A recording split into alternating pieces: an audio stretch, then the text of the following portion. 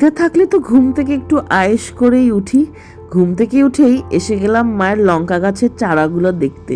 আর এখানে নিয়ে নিয়েছি একটু গরম জলে অ্যাপেল সাইডার ভিনিগার। আর তোমাদের সাথে কথা বলতে বলতে ব্রেকফাস্টও রেডি। আজকে আছে এগ চাউ। যা অসাধারণ বানিয়েছিল না মা এই চাউমিনটা!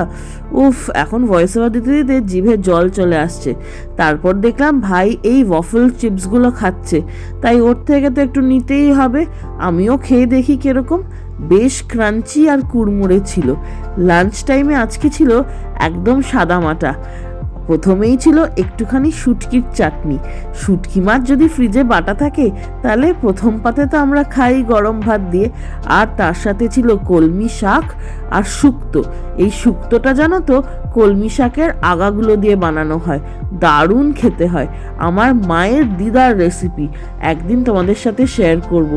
গোটা গোটা রসুন দিয়ে খুব ভালো খেতে হয়।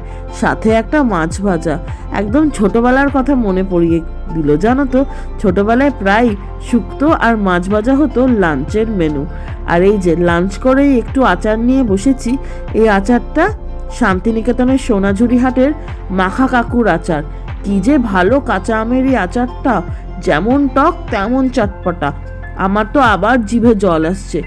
অল্প অল্প একটু একটু করে খাচ্ছি, শেষ হয়ে গেলেই তো আবার মিস করব। সন্ধেবেলায় ছিল বাঙালিদের প্রিয় মুখরোচক খাবার ফিশ ফ্রাই, তাও আবার ভেটকি মাছের ফিশ ফ্রাই। সাজিয়ে গুছিয়ে একেবারে পরিবেশন হয়েছে। কে কে ফিশ ফ্রাই খেতে ভালোবাসো? আপনজনের ফিশ ফ্রাই না পেলেও বাড়িতে বানানো এই ফিশ ফ্রাই কিন্তু বেজায় টেস্টি ছিল, আর সেরকমই ক্রিস্পি ছিল। একদম বাড়িতে বানানো তো, তাই ভরপুর মাছ ছিল। পাতলা করে মাছ দেওয়ার কোনো সম্পর্কই নেই এখানে। একটা মোটা বাইট নিয়েছি, আহা, স্বাদটা এখনো জিভে লেগে আছে। আমি তো ফিশ ফ্রাই খেতে ভীষণ ভালোবাসি, ফেভারিট স্ন্যাক্স একেবারে।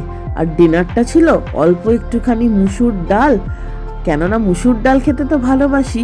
মা বলল খালি পেটে না ঘুমিয়ে একটুখানি ডাল খেয়ে নিতে। আর শেষ পাতে ছিল টক দই। আজ এতটুকুই।